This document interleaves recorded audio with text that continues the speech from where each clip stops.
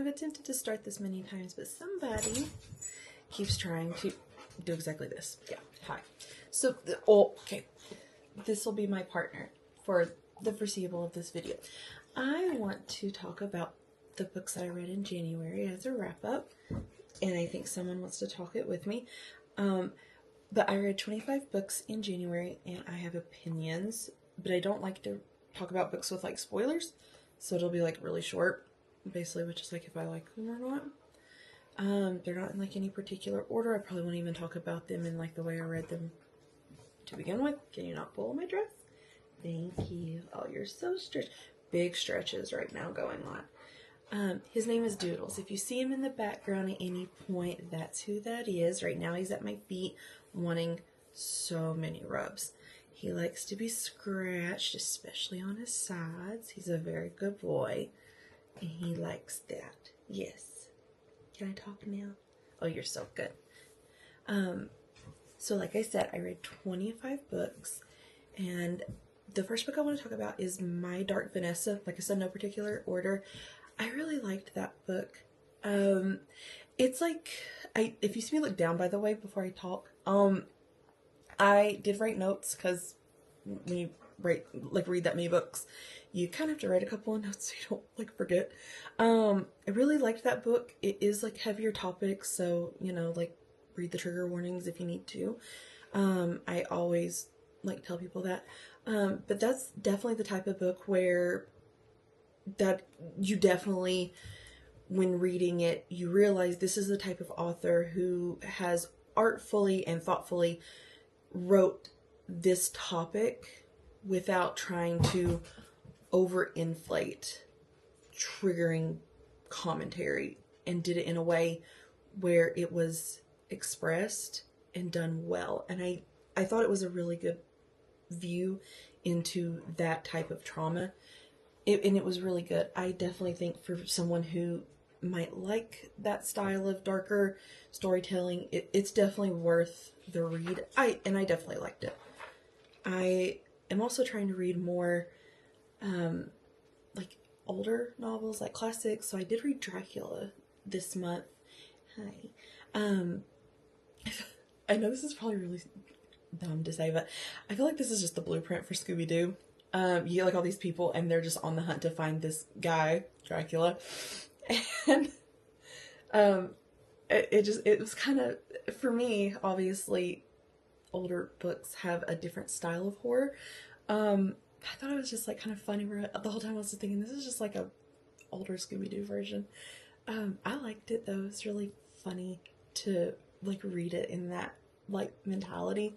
The ending kind of dragged for me a little bit, but overall, I do think that of all of the classics that I have read where there could be, like, problematic topics or things like that, Dracula is one of those where there are still some issues, but it was one of the more, you can read it and it's like, okay, this isn't, it's more, I guess, like a tolerable read, if you want to put it that way. I definitely would say, like, definitely read that if you're wanting to go into, like, classics where it's something you can read and, you know, you can handle certain, like, topics being brought up and things like that. It is, like, a thicker, chunkier book when it comes to classics. Like, some are smaller. This one is, like, a bigger, thicker read. But it was still worth the going into it. I do think January was one of those months where I was reading apparently a lot of books where I'm supporting women's wrongs, but it was worth it. One of the first was The Salt Grows Heavy. It's a short book. I really enjoyed it. I love that, you know, you should totally let your children have freedom, even if that means, you know, eating your oppressive king in his kingdom. Why not? It definitely deep dives into trauma and thought processing that, and I think it's worth a read, especially, it was one of, like, my 5-star reads, so, like I said, definitely worth it. I like anything to do with plague doctors, and there's a plague doctor involved, so for me, I definitely would recommend it, but again, definitely trigger warnings involved for anyone who may have an interest. Another book I also read was The Adventures of Amina Al-Sirafi.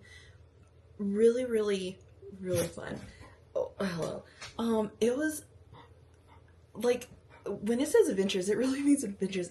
It is very long. I know a lot of people are not big on long books anymore, which is crazy, but you know, it's really, really fun how it's just a ton of adventures of a pirate woman and all that she goes through to do the book is like around like the specific quest and things like that, but it goes like along the ride, talking about like her older issues and basically why we're in the predicaments as well, certain things, because past pops up, and it's just really fun, and I really, really enjoyed it. I really liked the side characters as well as the main characters, and it really weaves itself into such a strong story and really strong women characters, especially. It was just really fun, and I love when books have older women characters lately, and so I really loved that. It was really, really great for me. And then another quote unquote like loving women's wrongs is My Sister the Serial Killer.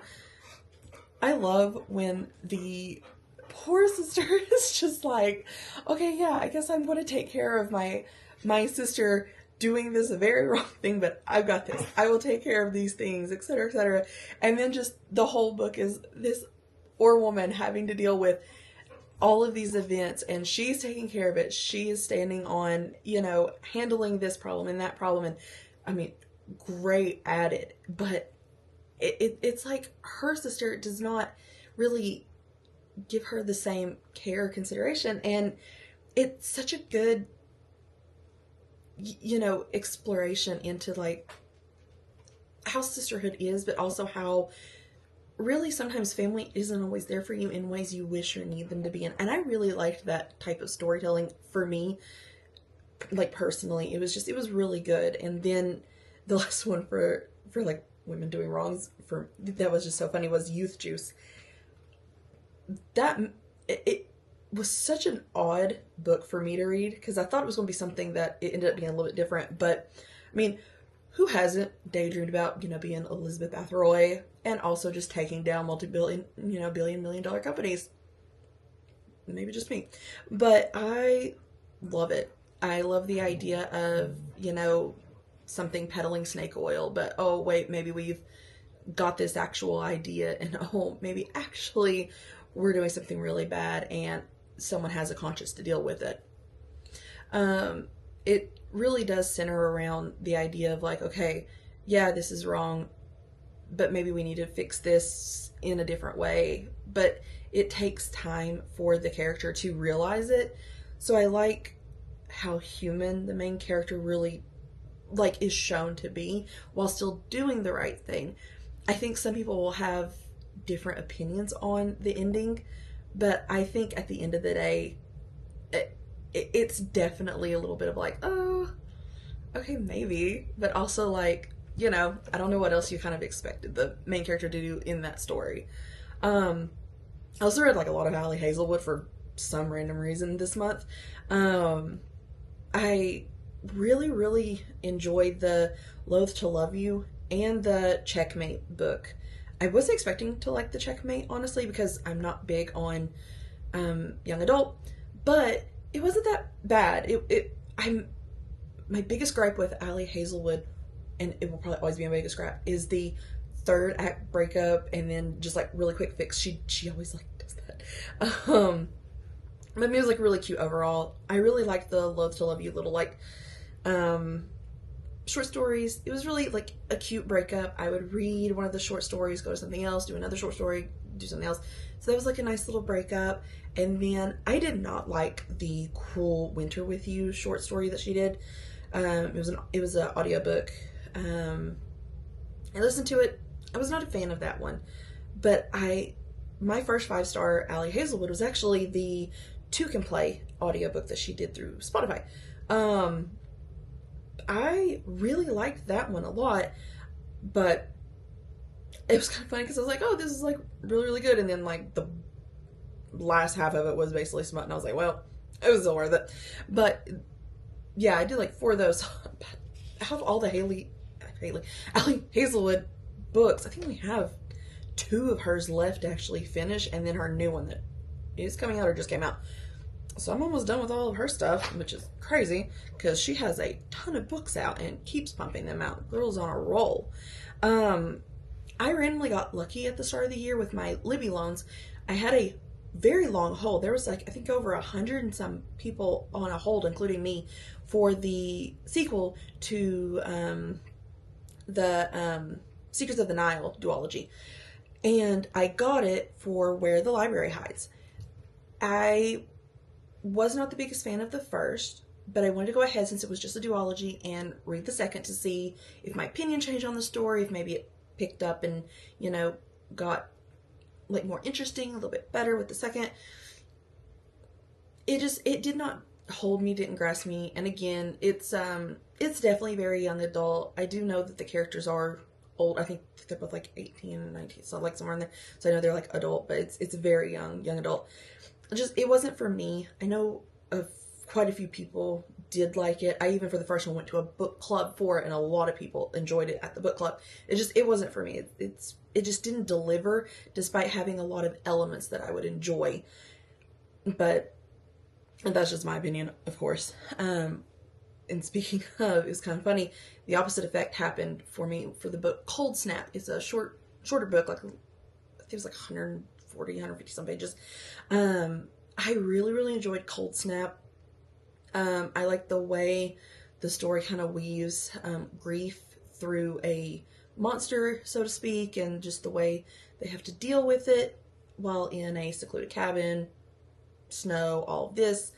It was really interesting in the way that the author tells the story through that grief-stricken family that lost a loved one. I personally liked it, but then I realized after I usually do my review on Storygraph, and then I like to be nosy and like go through other people's reviews. I was like, oh, I think I rated it like 4 stars. I think it was 4 stars. And then a lot of people were like, nope, very low reviews. I was like, oh, well, I liked it, but apparently others didn't. But I do like the way that the book kind of leaves you guessing at the end, like on how exactly it kind of truly ended. I kind of sometimes like if wrote right how books can do that.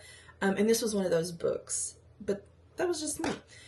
I also read The Island of Dr. Moreau. It's also a classic. It definitely is a product of its time. So I don't know if I would necessarily recommend it because of that, because there was some dated commentary and terminology that is, not good. And I even complained to like my husband. I was like, ooh, I don't like this, I don't like that. And I was pointing them out, and at one point I was even kind of like, I don't know if I want to keep reading this, but it's only like 143 pages, and I understand like classics have their place, so to speak. The idea of the story is interesting for those who read classics, but I know for me, I don't know if I would ever necessarily recommend it due to the terminology aspects that were used and discussed. I cannot remember for the life of me who gave me the book, but it's a astrology dictionary. I was like, oh, I'm gonna go through it. I don't know why I thought it would be something different when it's literally called Astrology Dictionary. It was literally that. It's literally a book, and it just has Astrology Dictionary. It's like all these little dictionary things. It was so funny. Like in my head, don't know why I thought differently, but that's literally all it was. It was worth it for someone who's maybe wanting like a quick reference guide. I also read where the book I'm Glad My Mom Died. Jennette McCurdy went through clearly a lot in her childhood, and no one should place that necessarily in like a category with her like emotional distress or anything like that when it comes to like reviews, in my opinion. But the writing itself of the book was very odd. It was just very hard to keep focused on the book when you're like, I listened to it. It was very hard to keep that focus, and just the way it was kind of all over the place at times. But she definitely went through a lot, and I think that due to that, it is if you have that interest in like pop culture, in celebrities, and things like that, it is a good book to have under your belt to read for things like that. Another one of my 5-star reviews was Womb City. I think that is definitely a book everyone should read. It is an amazing book. I actually listened to it on audio, and then when I went to buy it to actually own it, it's not available, so I'm waiting for it to become available so that I can purchase it and own it physically. I think that that book, it is long, but still definitely I recommend that people should read more of things like that and have it. It is a really interesting futuristic sci-fi dystopian almost, it feels like.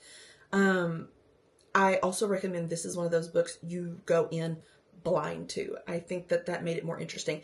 Still check the trigger warnings, but otherwise go in blind after you read the trigger warnings. On the flip side of that idea of like, where for me, like Womb City was like built throughout the book of, like world building and things like that. A book that I thought was really bad at world building was Godkiller. And I know that a lot of people loved Godkiller. I did not enjoy Godkiller. I thought that it was just, the narration was very boring. I thought the characters were lackluster. I thought the story overall just really dragged. And then at the end you have like this big kind of like fight. And it just, by the time you got to the fight, it was like, I don't really care. Like the stakes were just not in it for me. So it was like, meh. I don't know if I would continue the series after just reading the one of the Godkiller, the first one. The Celestial Kingdom duology, however, hands down, that will probably, even though this was like just the January review, like right now, the Celestial Kingdom duology is hands down probably my favorite reads of this year. That I don't think anything's on top Celestial Kingdom. I think that that's probably one of the most well written, the most rich in story, in detail, the way it was woven. It, like, nothing has topped that yet. I don't know if anything can for this year or in the past couple of years that I've been reading. That whole story is just beautiful and devastating and so good. Everyone should have read that. I read the second book of the Moonfall series, The Cradle of Ice. I don't know why I read Cradle of Ice. I wasn't really enjoying the first one of the Moonfall series, but I went ahead and tried my luck at the second one to see if it got any better. I can't really think on what even really happened in the Cradle of Ice book. It was, you zone out so much, at least for me. It got to a point where I was just like, I don't even know what's happening. I'm halfway through this book. All I know is we are still on this journey to a city, and I don't feel like anything's happened other than the journey, but I've also zoned out, and I'm very bored. And it was just not for me, and I don't think I will continue to the next book. I know there is a third one. And also just like, I don't like the trend in books of like the fantasy genre or any genre where they make it where basically all the women have to have either a really tragic backstory or the current women have to go through constant tragedy. It's just not for me. But something not tragic and actually really nice and enjoyable is A Prayer for the Crown Shy. That was really nice. I thought that book in particular is just a breath of fresh air. I like the way that the author just, it's like as you're reading, you just kind of have to take that breath and you just vibe. It's really just one of those books you just relax to, you vibe, and it's nice. And they're small enough where if you read something heavy, it's something like a palate cleanser almost. It's really nice. I did like the first one, A Prayer for the Wild Built. I think that was it. The first one. It was much more preferable for me over A Prayer for the Crown Shy. I did like that one more. Or A Psalm for the Wild Built. That was the first one. I did like that one better. I also read What You Were Looking For Is in the Library. That was a 5-star for me. It was actually funny. I read that and then found out that the book club at my library is actually going to be reading that. So I was like, well, I'm ahead. I really liked it. I liked, like, once again, it's one of those books where you just like, you slow down. It's a vibe, and you kind of like with each story, because it's one of those you're following like multiple different people throughout the book. And there's like a lesson to be learned as you're reading it. And those lessons, I feel like for each person, I personally felt like there was a lesson in one of the latter stories for me versus someone else might find something important to like a different story. And I like books like that. That's something for me, like I personally enjoy when I read something less like, you know, sci-fi or fantasy, like, you know, like for that. I like things like that. I did like a buddy read for Wicked too towards the end of the month. I can definitely say I am not a Wizard of Oz fan. I was not going to read Wicked and not watch the movie, but my friend asked, so I was like, well, I'll do it. There was no reason for that book to be that long. And I will say it dragged so bad that for like the few interesting things that were kind of scattered through the book, it just didn't make the interesting parts worth that long of a read. I did watch the movie with said friend after we read the book. There was the book and the movie, two different things. Like me and her were talking about it after, and we were like, this was like an AU of the book, and so it's kind of funny for us. But I do know like a lot of people are like, oh, well, the movie is based on the play, and it's like, point still stands. If that's the point, like, then the play is different from the book, but, you know, whatever. I can also see where like a lot of the book wouldn't be palatable for like a play or a movie, so. But I also know like a lot of people are like really into it, so it just clearly wasn't my cup of tea. I read Diary of an Oxygen Thief, literally more like a thief of my time. This book was like someone literally watched American Psycho and was like, yeah, that dude was right, and then wrote a book. Don't waste your time. I also read My Roommate is a Vampire. I thought that one was actually really cute. I bought that when I was on a vacation, and I went into a like a private owned, like indie owned bookstore, and they were like really cute, and I just saw it on their shelves, and I was like, I'm gonna get it. I've seen like a lot of people like talk about it, and I do try to like lighten my reading load, I guess, from like sci-fi, fantasy, classic things like that with like romance reads. That's like a nice little like balance. I read that and I was like, this is actually really cute and silly. I think that is hands down, despite that fugly cover. It is so ugly. One of the cutest books I have read in the romance genre, which kind of blew me away because I was not expecting much because of that cover. And yes, I know we are not supposed to like judge books by covers, but hot take, I will always judge a book by its cover. But yeah, those are all of the books I read. I probably should have been like showing the books while talking about them, but I forgot to drag the ones I do own off of the shelves, so I'll probably just pop the pictures of the books somewhere on the screen for you when I edit. But yeah, that was my little January wrap up. Thank you for the watch, and if you like it, please subscribe. I will make another for February.